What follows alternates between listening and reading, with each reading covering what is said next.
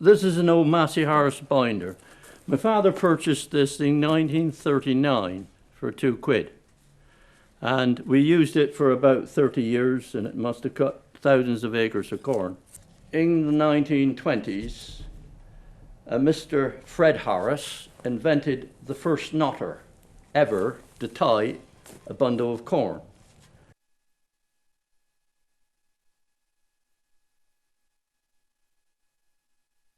The knife is going backwards and forwards in those fingers there, and these fans are going around that way, tapping the corn back onto that piece of canvas, which is going that way, taking it up through those two pieces of canvas there, which goes right up through the top there, and it comes down through what we call the packer,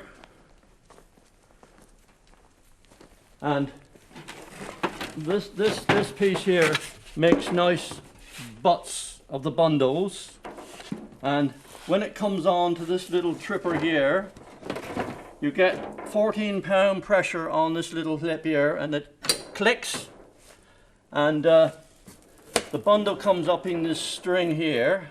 Down goes the thing when it trips, and out comes your bundle. And there's a perfect knot there, look. Now that is the first knot I've tied in the last 45 years, and he is as good as the day he was made. Brilliant.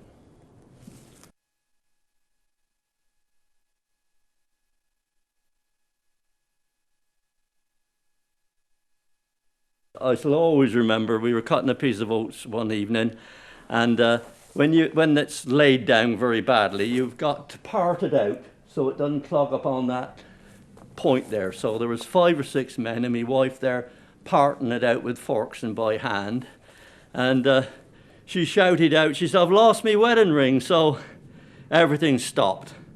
And we spent almost an hour looking for this wedding ring, and then one of the men suggested it couldn't be stuck on that big wheel wing under there, could it?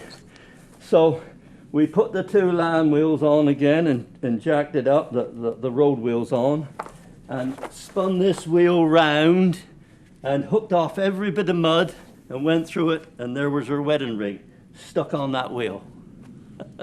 So everybody was happy then. Or I was, any road. Now, when we were getting to the end of the day and the end of the piece of corn, when there was about 2 or 3 acres left in the middle, that was when the fun started. I remember once, all the school children came over from council school in Sherborne. There was probably over 100 in that field. And about 2 o'clock that afternoon, there was an old man with his gun on the gate watching us. And he watched every move of the binder, and these youngsters were knocking down these rabbits one after another and having the fun of their lives. And he came walking across to my father and he said, "You don't happen to be the farmer?" He says, "I do."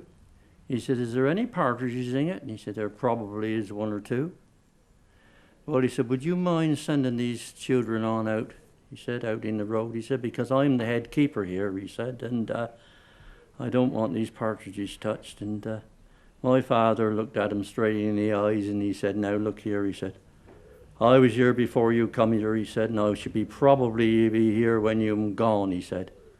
"Now there's the gate and there's the road," he said, "so you can be the first one to go out of this field, and these children are going to stay here and have their fun till we finished."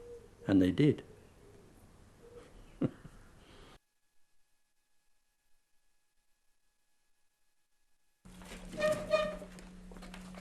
Oh,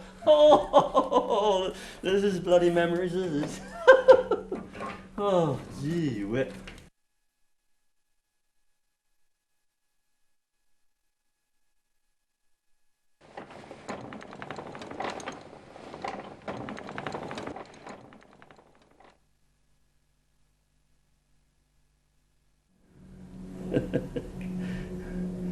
This is memories, this is.